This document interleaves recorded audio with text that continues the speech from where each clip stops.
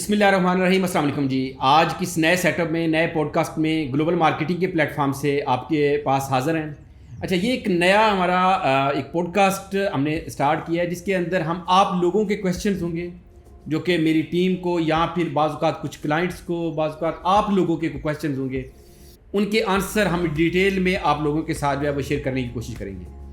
Week में 2 से 3 ऐसी पॉडकास्ट आपको जो है वो मिलती रहेंगी जिसके अंदर हम ये चीज़ें आपके साथ डिस्कस कर रहे होंगे।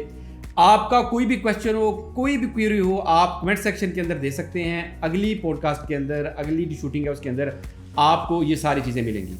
तो चलते हैं जी आज के क्वेश्चन की तरफ, देखते हैं मुज़ना हमारे लिए आज क्या कौन कौन सा क्वेश्चन लेके आएंगे। अस्सलाम वालेकुम सर। जी वालेकुम सलाम जी। सर मेरे पास कुछ लिस्ट है क्वेश्चंस की जो कि मैं स्टार्ट करना चाहूँगी।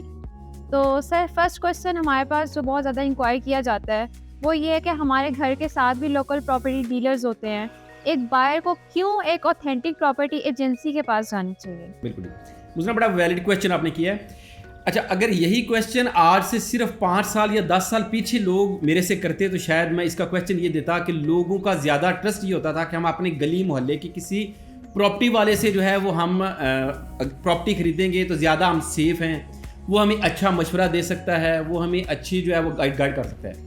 लेकिन आज सोशल मीडिया की इस एरा के अंदर पूरी दुनिया एक ग्लोबल विलेज बन चुकी है। आज आप अगर देखें मोस्टली फ्रॉड जो आपको मिलेंगे वो या आपका कोई रिश्तेदार कर रहा होगा या आपका लोकली कोई दोस्त कर रहा होगा, कोई जानने वाला कर रहा होगा। लेकिन अगर किसी ब्रांड से आज कोई चीज़ खरीदते हैं, किसी वेल नोन ऑर्गेनाइजेशन से कोई चीज़ परचेज करते हैं जिसको ना सिर्फ लोग यहाँ पे लोकली जानते हैं बल्कि ग्लोबली पूरी दुनिया में उनके इन्वेस्टर्स हैं, क्लाइंट्स हैं, तो वो कभी भी आपके साथ फ्रॉड नहीं करेगा। वो कभी भी आपके टोकन के पैसे 50,000 लाख 2 लाख रुपए को जो है वो यूज़ करके आपको वापस नहीं करेगा, ना ही वो ये करेगा कि आपने उसको पैसे दे दिए और आप उसके पीछे पीछे हैं। तो इस वजह से हम अपने जितने भी इन्वेस्टर्स हैं, जितने भी क्लाइंट्स हैं, उनको सजेस्ट करते हैं कि जब भी आप अपनी जमा पूंजी लगाने के लिए घर से बाहर निकलते हैं तो हमेशा किसी अच्छी वेल नोन ऑर्गेनाइजेशन को जो कि ना सिर्फ सोशल मीडिया के ऊपर मौजूद हो बल्कि लोग उसको जानते हों, तो उसमें जो है वो आप उन लोगों के साथ अगर कारोबार करेंगे तो आप बहुत सारे फ्रॉड से, बहुत सारी ऐसी चीज़ों से बच सकते हैं। Very well sir. सर मैं सेकंड क्वेश्चन की तरफ मूव करूँगी। किसी भी बायर को आप क्या समझते हैं कि कोई प्रॉपर्टी परचेज करनी हो तो किन बातों का ख्याल रखना चाहिए? कुछ सिग्निफिकेंस होती है काफ़ी बातों की, तो आपकी नज़र में किन बातों का जो ख्याल है उस पे ज़्यादा एम्फेसाइज होना चाहिए? इसके अंदर ये होता है जी कि जब भी आप कोई प्रॉपर्टी परचेज कर रहे होते हैं तो उस वक्त स्टार्ट करने से पहले मैं अपने पहले भी बहुत सारी वीडियोस के अंदर मैं लोगों को 4 से 5 ऐसे की पॉइंट्स बता चुका हूँ कि प्रॉपर्टी खरीदते वक्त जब आप चूज़ कर रहे होते हैं तो इन 3-4 पॉइंट्स का ज़रूर ख्याल रखा करें। सबसे पहली चीज़, जिस प्रोजेक्ट के अंदर आप इन्वेस्टमेंट कर रहे हैं वो प्रोजेक्ट जो है वो कितना लेजिट है, क्या वो वाकई ही वहाँ की जो रेलिवेंट अथॉरिटीज़ हैं, वो TMA है, वो LDA है, वो आपकी CDA है, वो आपकी इसी तरह कराची डेवलपमेंट अथॉरिटी है, जितनी भी अथॉरिटीज़ हैं यहाँ से अप्रूव्ड है। जब आपकी वो अथॉरिटी से अप्रूव्ड होगी आपको फ्यूचर के अंदर उसके अंदर किसी किस्म के मसले मसाइल वाला जो चीज़ें हैं वो नहीं नजर आएंगी। दूसरी चीज़, उस प्रोजेक्ट की लोकेशन कैसी है। अगर उस प्रोजेक्ट की location top of the line है, उसको कोई रिंग रोड करीब लग रहा है, वहाँ पे फुटफॉल ज़्यादा है, पहाड़ी एरियाज़ में है, तो वो आपके जितने भी आपके नेचुरल डिज़ास्टर्स हैं लाइक फ्लड आ गया, बाकी इसकी अप्रोच चीज़ इससे सेफ़ है, बेहतरीन है। तीसरी चीज़ आ जाती है, अगेन आप जो प्रॉपर्टी खरीद रहे हैं खरीदते वक्त किस बंदे से मशवरा कर रहे हैं। अगर वो बंदा प्रॉपर्टी की फील्ड से वाबस्ता है, वो बंदा सिंसियर है, वो बंदा आपको अपने लालच के अंदर वो आपको कहीं चूना तो नहीं लगा रहा, तो इन 3-4 चीज़ों से जब आप इसके ऊपर अपनी रिसर्च कर लेंगे, आप खुद सेटिस्फाइड होंगे, फिर कोई भी डिसीजन आप लेंगे प्रॉपर्टी परचेज करते वक्त वो एक अच्छा आपके लिए आप बेनिफिशियरी डिसीजन होगा, ना कि उसके ऊपर आपको कल को पछतावा हो। Right sir. सर आजकल की सोसाइटी का आपको पता है फ्रॉडुलेंट एक्टिविटीज़ बहुत ज़्यादा हमारी सोसाइटी में पीक पे हैं, तो आप क्या समझते हैं कि हमें कैसे पता लग सकता है कि कोई भी प्रॉपर्टी एजेंट हमारे साथ फ्रॉड नहीं कर रहा, वो किसी फ्रॉडुलेंट एक्टिविटीज़ में इन्वॉल्व नहीं है?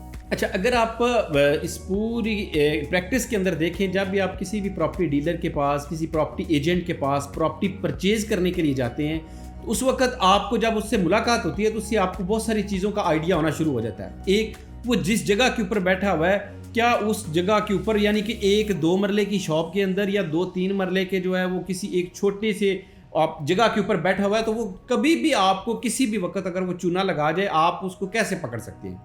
आपका चाहे वो 50,000 हो, चाहे वो 5 लाख हो, चाहे वो 5 करोड़ हो, वो आप तभी आप उसके ऊपर इंटरेस्ट कर सकते हैं जब वो एक अच्छी वेल नोन ऑर्गेनाइजेशन को जो है वो रिप्रेजेंट कर रहे हैं। दूसरी चीज़, जो भी आपको फ्रॉडिया प्रॉपर्टी डीलर मिलेगा, वो हमेशा आपको क्या करेगा, वो आपको अपने ऑफिस की रिसीविंग देते हुए हिचकिचाएगा। वो हमेशा आपको अपनी फुर्तियों में कहेगा, सर मैं हूं ना, मैं इधर ही बैठा हूं ना, इस तरह की बातें करके, सर इसमें 50,000 की अब क्या रिसीविंग आपको देनी, सर हो जाएगा, मैं कर रहा हूं ना। ये बातें हमेशा जो आप बंदा आपको अपनी ऑफिशियल अपनी जो रिसीविंग है वो आपको नहीं देता, इसका मतलब है कि उस दाल के अंदर कहीं ना कहीं कुछ ना कुछ काले दाने मौजूद हैं। दूसरी चीज़ उसके अंदर ये आएगी, वो हमेशा जल्दबाजी में होगा। जो भी प्रॉपर्टी डीलर फ्रॉडिया होगा, वो आपको चूना लगाने के चक्कर में होगा, वो हमेशा फ्रॉडिया होगा। वो हमेशा आपको 5-10 मिनट से लेके 2 घंटे के अंदर अंदर कहेगा, सर अभी प्रॉपर्टी वो फलाना खरीद गया, फलाना गाहक लगा हुआ है, सर टोकन भेजिए, ये करें। जितना कोई बंदा जितनी जल्दबाजी के अंदर है, वो उतना बड़ा फ्रॉडिया है। प्रॉपर्टी के अंदर जब भी आपने इन्वेस्टमेंट करनी है, आपने अपनी जमा पूंजी लगानी है, आपने उसको कहना है कि भाई ये प्रॉपर्टी अगर बिकती है बिक जाए, मैं अपनी मर्जी से टाइम लेके इसके ऊपर डिसीजन लूंगा।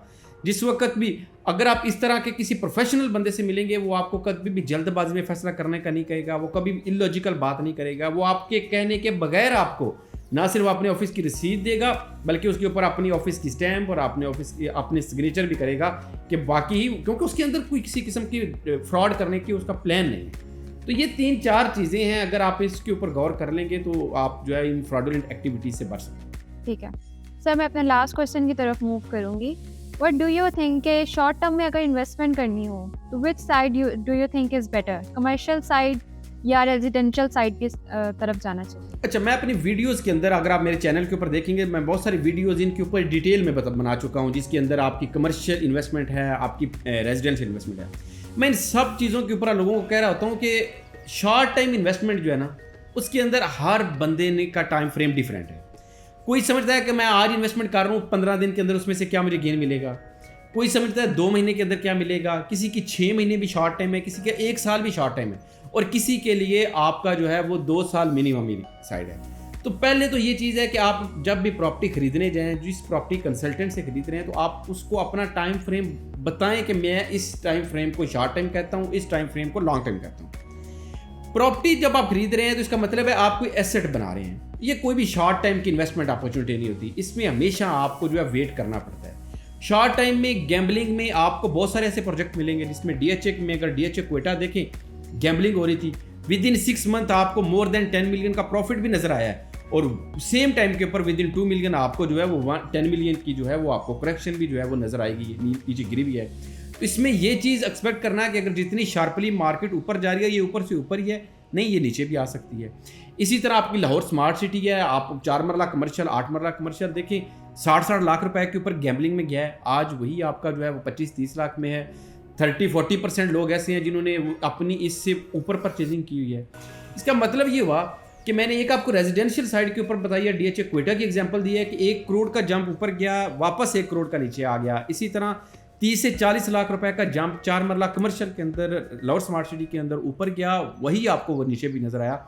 इससे ये चीज़ हमें अखज़ कर लेनी चाहिए, दोनों लेजिड प्रोजेक्ट हैं, दोनों के अंदर कोई फ्रॉड करने का उनका बिल्कुल प्लान ऑफ एक्शन है ही नहीं, लेकिन उसके बावजूद शॉर्ट टाइम इन्वेस्टमेंट नहीं है। वो लोग जिन्होंने इसको लिया हुआ था एज ए एसेट, वो कभी भी इसके अंदर नुकसान में नहीं जाएंगे, वो हमेशा इसके अंदर फ़ायदे में जाएंगे। तो शॉर्ट टाइम में और लॉन्ग टाइम में कमर्शियल तो बिल्कुल भी आपकी शॉर्ट टाइम इन्वेस्टमेंट नहीं है। अलबत्ता आप रेजिडेंशियल में आप कुछ फाइल्स के अंदर या कुछ प्रोजेक्ट्स के अंदर आप शॉर्ट टाइम इन्वेस्टमेंट कर सकते हैं, लेकिन उसके अंदर एक टर्म यूज़ होती है कि आपने अपना टीपी कहते हैं फॉरेक्स के अंदर, अपना स्टॉप लॉस के अपना मैक्सिमम आप लॉस कितना बर्दाश्त कर सकते हैं, अपना प्रॉफिट टारगेट क्या है। ये दोनों चीज़ें जब आप इसको पैरेलल लेके चलेंगे तो फिर आप इंशाल्लाह इसके अंदर फ़ायदेमंद रहेंगे। Thank you so much sir for your time. Thank you so much, thank you.